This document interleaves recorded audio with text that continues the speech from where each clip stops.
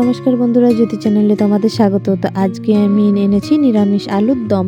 তো চলুন কিভাবে বানাই দেখতে থাকুন। এই যে আমি ছোট ছোট আলু নিয়েছি, আলুগুলো আমি ছাড়িয়ে ধুয়ে রেখেছি। ওইটার মধ্যে আমি নুন আর হলুদ মাখিয়ে রেখে দিচ্ছি কিছুক্ষণের জন্য। আর কি মশলাপাতি নিয়েছি সেগুলো দেখিয়ে দিই। তো দুটো মিডিয়াম সাইজের টমেটো আমি কুচি করে রেখেছি।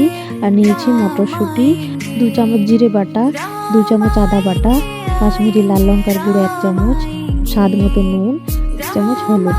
তো কড়াইয়ে তেল দিয়ে দিচ্ছি। আলুগুলো কিছুক্ষণ মাখিয়ে রেখেছিলাম, ওইগুলো আমি ভেজে নেব। একসঙ্গে সব আলুগুলো ভেজে নেব, আমি ডিপ ফ্রাই করে নেব। আজ 22 জানুয়ারি, সেকেন্ড দীপাবলি। তো পুরো পাড়া সাজানো হয়েছে তার জন্য। আর আমরাও পাড়ার লোক হিসাবে আমাদেরও আচার অনুষ্ঠানে সবাই থাকতে হবে। তো তাড়াহুড়োর মধ্যে এই রেসিপিটাই আমি বানিয়ে ফেলেছি। তো কথা বলতে বলতে দেখুন আলুটা লাল লাল করে ভাজা হয়ে গেছে। এবার আমি এটা তুলে নেব।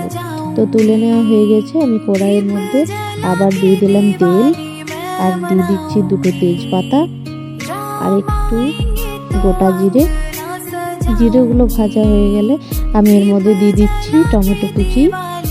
টমেটোটা ভেজে নেব আমি। টমেটোটা ভাজতে ভাজতে আমি দিয়ে দেবো এর মধ্যে স্বাদ মতো নুন, কাশ্মীরি লাল লঙ্কার গুঁড়ো, হলুদ গুঁড়ো, চিনি।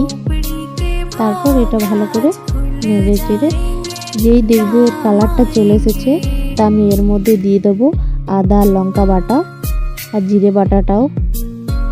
তারপর ভালো করে কষিয়ে নেব।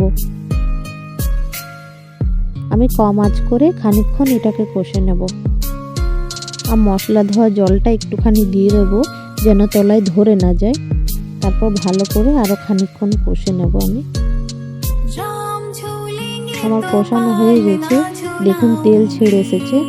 তো এর মধ্যে আমি এবার দিয়ে দেবো মটরশুঁটিগুলো দিয়ে আমি ভালো করে এটা মিক্স করে নিচ্ছি। মিক্স করা হয়ে গেছে। এবার আমি দিয়ে দেবো এর মধ্যে ভেজে রাখা আলু।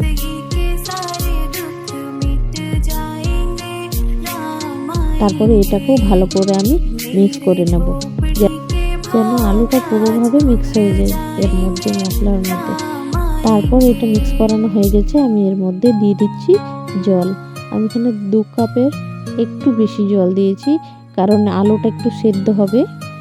ওই জন্য গোটা আলু নিয়েছি, তো তাই একটু সেদ্ধ হবে। ওই জন্য আমি যেন আলুগুলো ডুবে যায় ততটা জল দিয়েছি। তারপর এটা কিছুক্ষণ ঢাকা চাপা দিয়ে দেবো। 10 মিনিট ফুটলে এটা হয়ে যাবে। তো দেখুন 10 মিনিট পর আমি খুলে দেখছি জলটা শুকিয়ে গেছে। আমি এর মধ্যে এবার দিয়ে দিচ্ছি 1/2 চামচ ঘি। তারপরে দিয়ে দিচ্ছি ধনেপাতা কুচি দিয়ে আমি গ্যাসটা বন্ধ করে দিচ্ছি। এবার দেখুন কত সুন্দর মাখামাখো হয়েছে।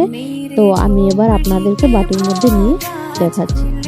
এই দেখুন কত সুন্দর মাখামাখো হয়েছে। তো বন্ধুরা, ভালো লাগলে অবশ্যই একটা লাইক, শেয়ার এবং কমেন্ট করে জানাবেন যে কেমন হয়েছে।